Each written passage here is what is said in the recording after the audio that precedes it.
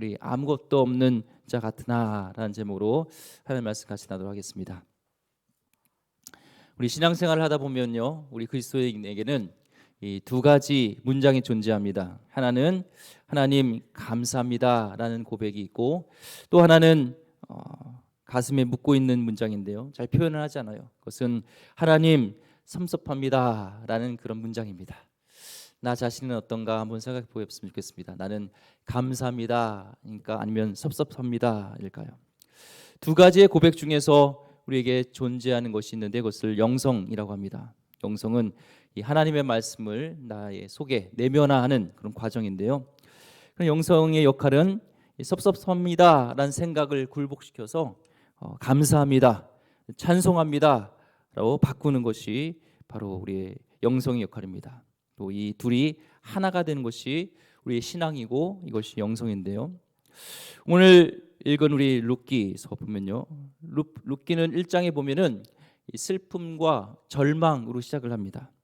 이 엘리멜렉 가문에 나오미가 나오고 그 집안에 말론과 기론이라는 두 아들이 있습니다.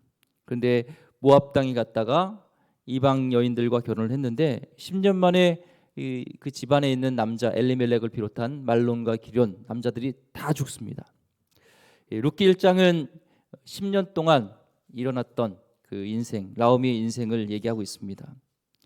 어떻게 해결할 수 없는 이 문제가 임해서 이 남자는 다 죽고 이 나오미하고 두 며느리 룻과 이 오르바만 남는 그런 상황에 있습니다.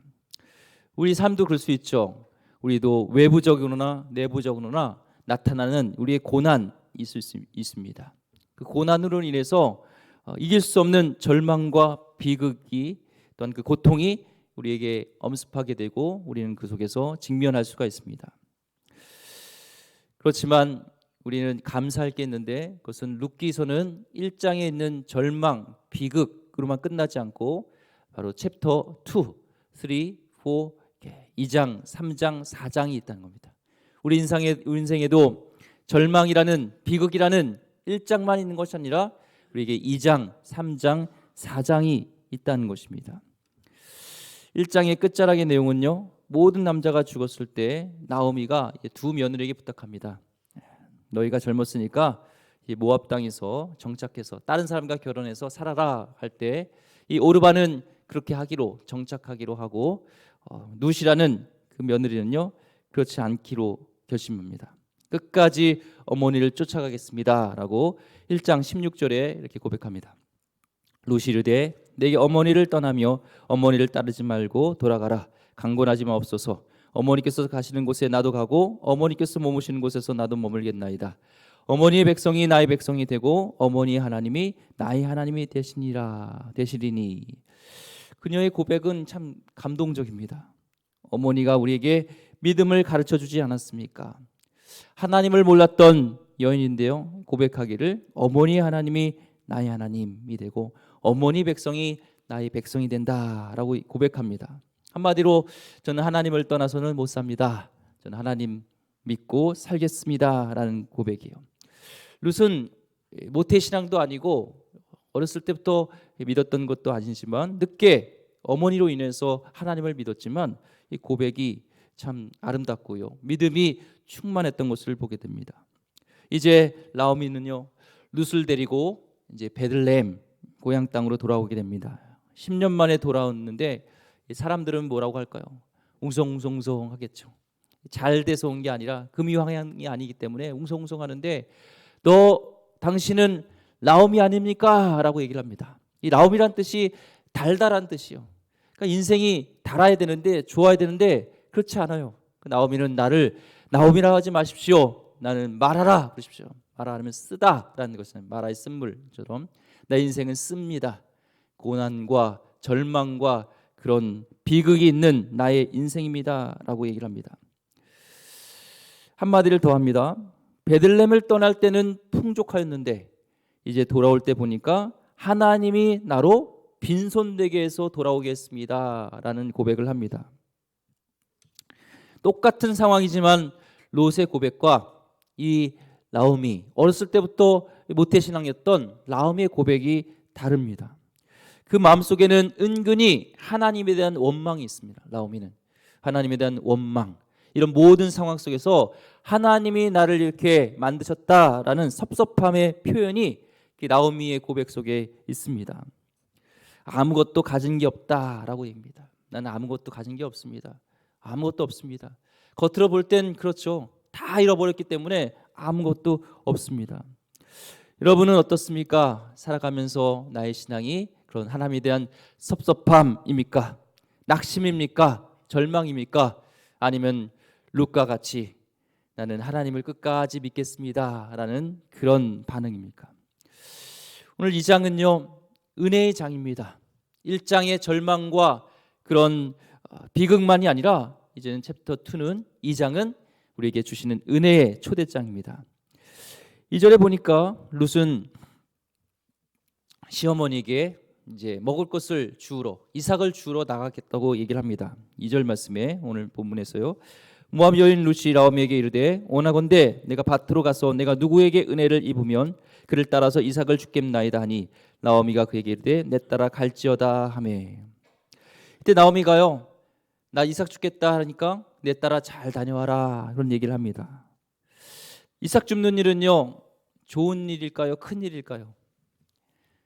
지극히 작은 일입니다. 그리고 좋은 일이 아닙니다. 이 가난한 자들이 했던 일이 이삭 줍는 겁니다.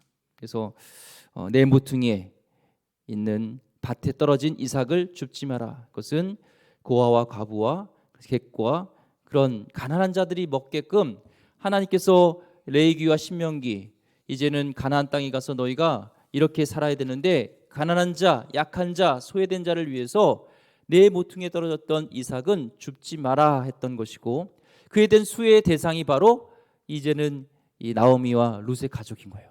당시의 과부는요 몸을 팔지 않으면은 정상적인 생활을 할 수 없는 그런 삶이었습니다. 그러니까 이제는 그가 할 수 있는 이삭 줍는 일, 어떻게 보면은 구걸하는 거나 마찬가지죠.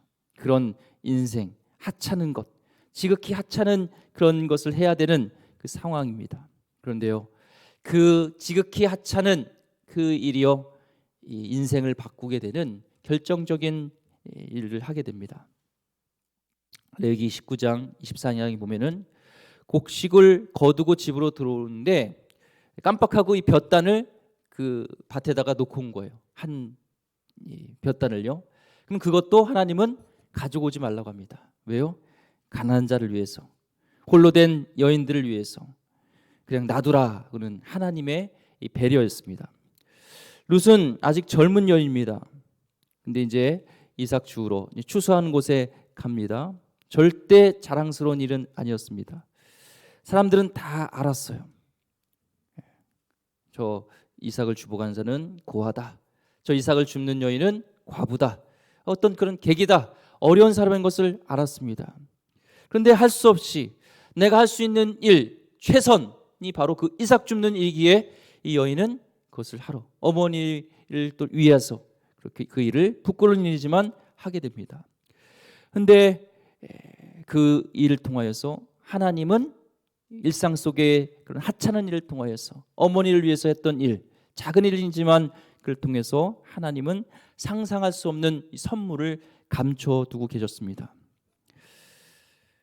나오미는 룻은 빈손으로 아무것도 없었습니다.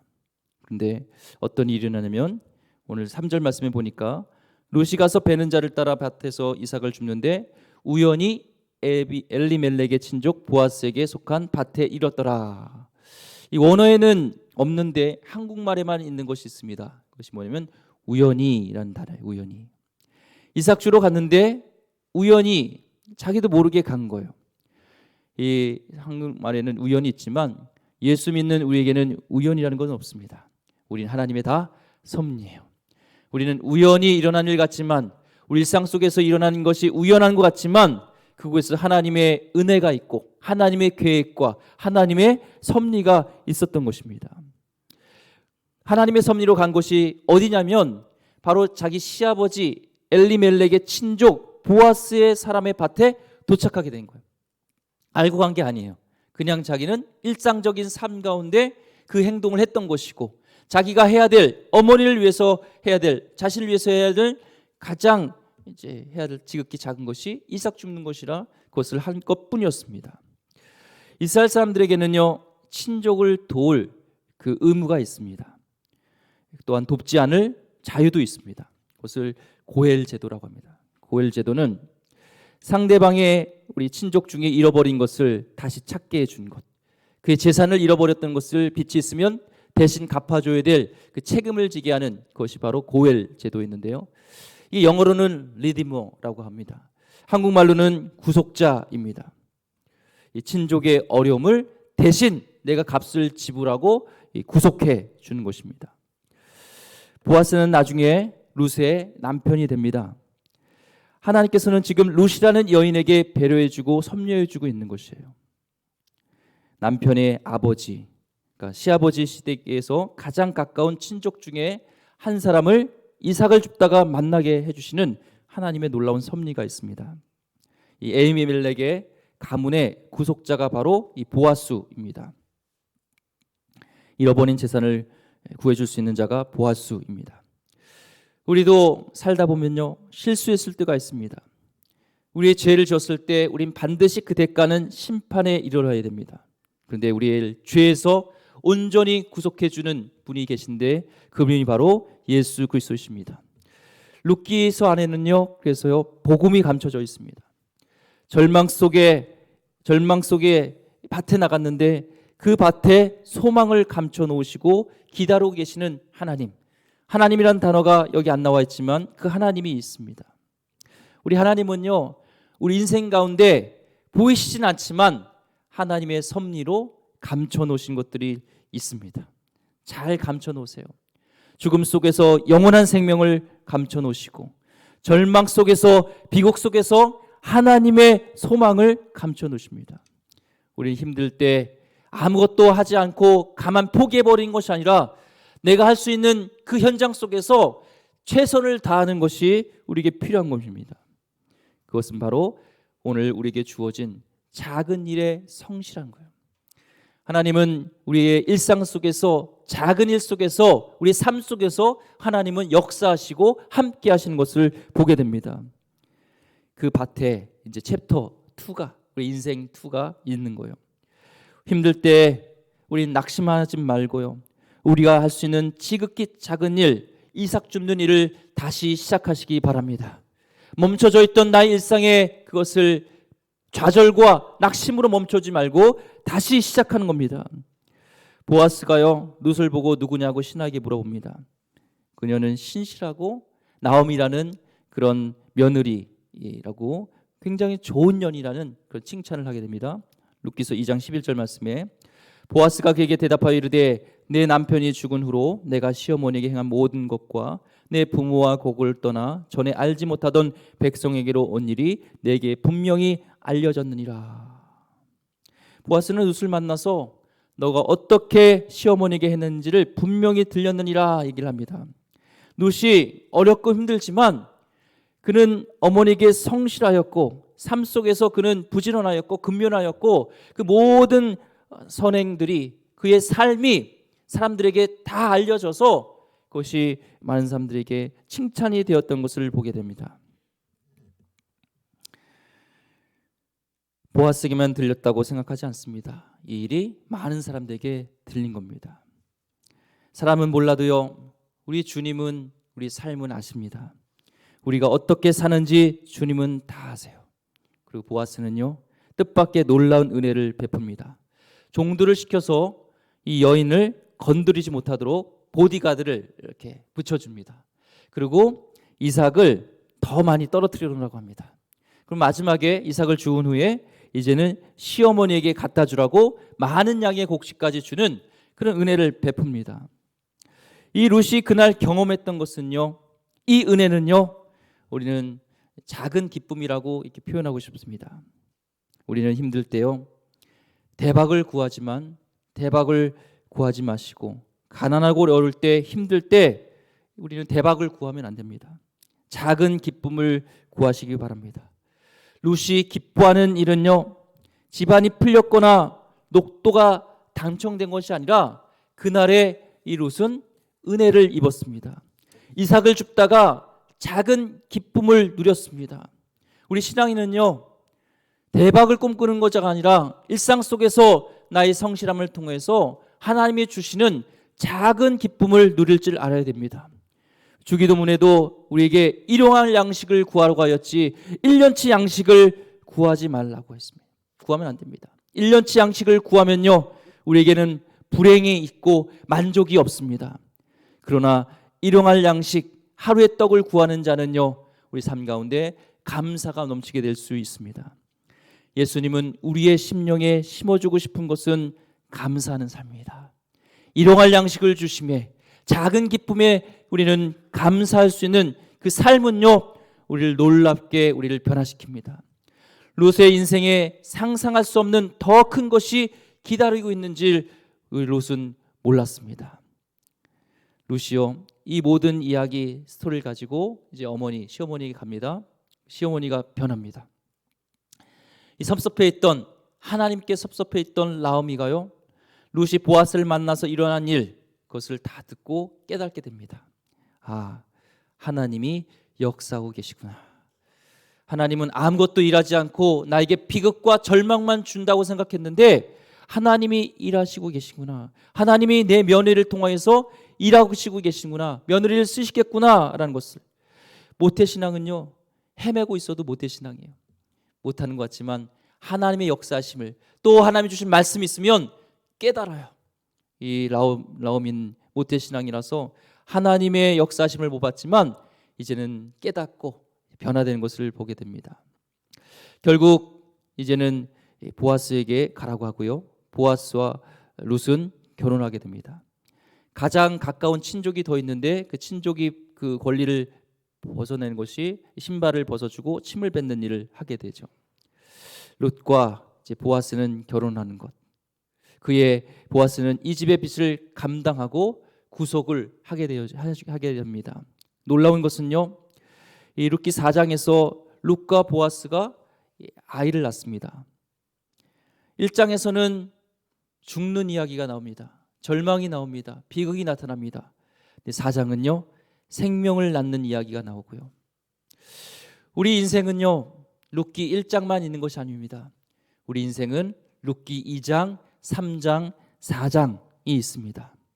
룻기서 4장 16절 말씀에 나오미가 아기를 받아 품에 품고 그의 양육자가 되니, 시어머니가 나오미 아이를 안고요 있습니다. 그의 양육자가 되어 있다고 합니다.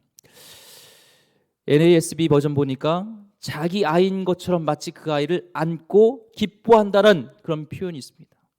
얼마나 기뻤겠습니까?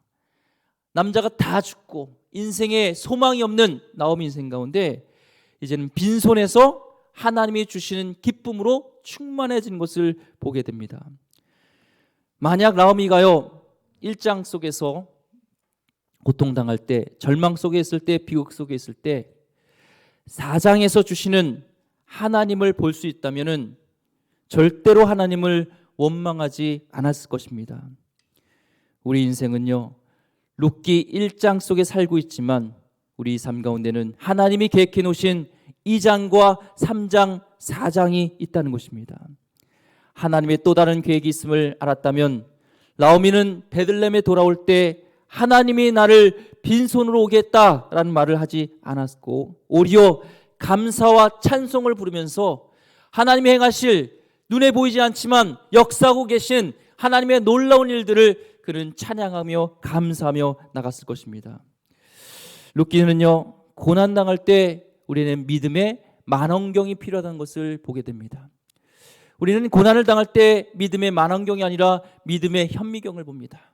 고난을 묵상하면서 얼마나 내 인생이 비극적이고 얼마나 내가 현실 속에서 낙담할 수 있는 것이 많은지 그 현미경으로 나의 고난과 쓴뿌리와 어려움과 낙심을 보지만, 룻기서를 통해서 하나님이 우리에게 주시는 메시지는 내 인생 가운데 내 인생은 1장이라는 비극만 있는 것이 아니라 내가 4장 속에서 생원한 기쁨을 주는 그 만환경을 통해서 나를 볼 수 있는 그 믿음을 갖기를 원하시는 것입니다.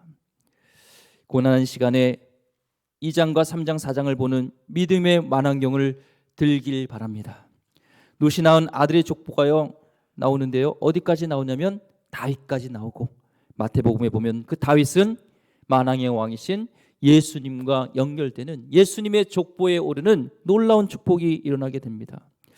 하나님의 인도하심이 얼마나 놀랐습니까?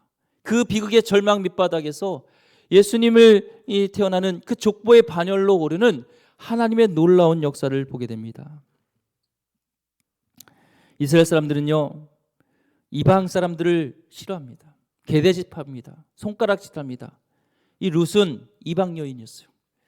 근데 이방 여인이었던 이 자가 이스라엘의 가문에 들어가면 얼마나 푸대접받고 얼마나 비난을 받겠습니까? 근데요, 하나님은 놀라운 그 섭리를 갖고 계셨는데 뭐였냐면, 이삭 줍던 그 여인을 받아줬던 보아스의 어머니는요, 라합이에요. 이방 여인입니다. 성경엔 기록되어 있지 않지만 자신도 이방 여인이었고 며느리가 이방 여인일 때 그 룻을 어머니는 얼마나 따뜻한 마음으로 이해해주며 그를 받아줄 수 있겠습니까?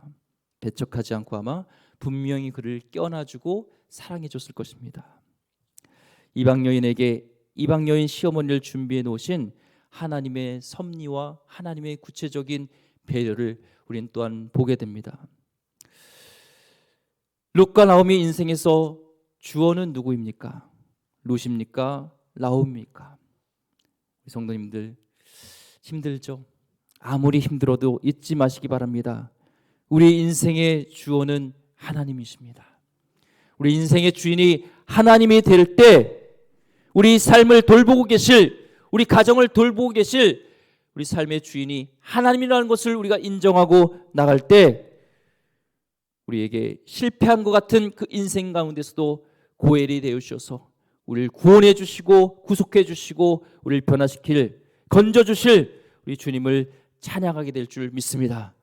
2023년을 시작하는 새해 첫 우리 특세 때 이 사실을 기억하면서 나의 인생의 주인은 주어는 하나님입니다. 나를 영원한 생명에서 구원하신 예수님께서 내 인생도 구원해 주실 고엘이 됐다는 것을 믿으면서 하나님을 붙들고 시작하는 우리의 복된 인생 되기를 주의 이름으로 축원드립니다. 기도하겠습니다. 하나님 감사합니다. 아무것도 없는 자 같으나 하나님은 많은 것을, 모든 것을 주신 것을 믿습니다. 하나님, 우리 인생 가운데 우리 삶은 룻기 1장과 같이 하나님 우리는 비난, 고난과 절망이지만 아닙니다.